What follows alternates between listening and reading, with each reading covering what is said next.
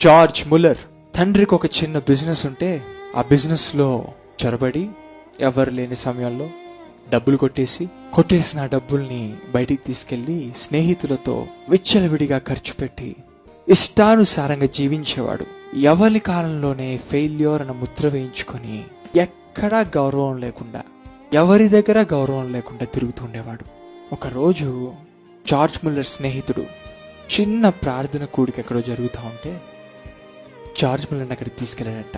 లోక వ్యసనాలలో పాడైపోయి లోకంలో కుప్పకూలిపోయిన ఈ జార్జ్ ముల్లర్ ఆ ప్రార్థన కూరికలో మోకరించి వారు ఏం చేస్తున్నారో చూసే ప్రయత్నం చేయగా దేవుని సన్నిధి జార్జ్ ముల్లర్ని ఆకట్టుకుందంట. ఆ రోజే జార్జ్ ముల్లర్ తన జీవితాన్ని ప్రభువుకు అంకితం చేశాడంట.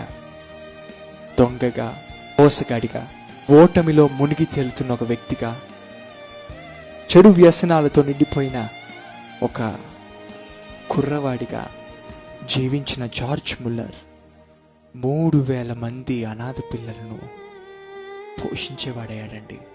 ఎన్నో స్కూల్స్ స్థాపించాడండి, ఎన్నో హాస్పిటల్స్ స్థాపించాడండి. గొప్ప ప్రార్థన వీరునిగా, గ్రేట్ ప్రేయర్ వారియర్గా పేరు పొందుకున్నాడండి. ఇది ఎలా సాధ్యమైంది? జార్జ్ ముల్లర్ ఓడిపోయాడు, ఓటంలో జీవితాన్ని కొనసాగిస్తున్నాడు. కానీ ఒక రోజు వచ్చింది, దేవుని అంగీకరించాడు, దేవునికి తన జీవితంలో చోటిచ్చాడు. ఆ చోటు తన జీవితాన్ని మార్చేసింది. ఈరోజు నువ్వు ఓడిపోతున్నావు.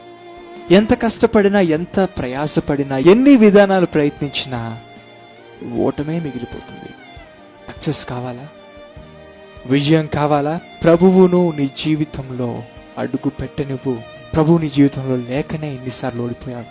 ప్రభువు వాక్యం నీ హృదయంలో లేకనే ఇంతకాలం నువ్వు ఓడిపోయావు. నువ్వు ఓడిపోయి ఓటమిలో మునిగిపోవాలని ప్రభువు కోరటం లేదు.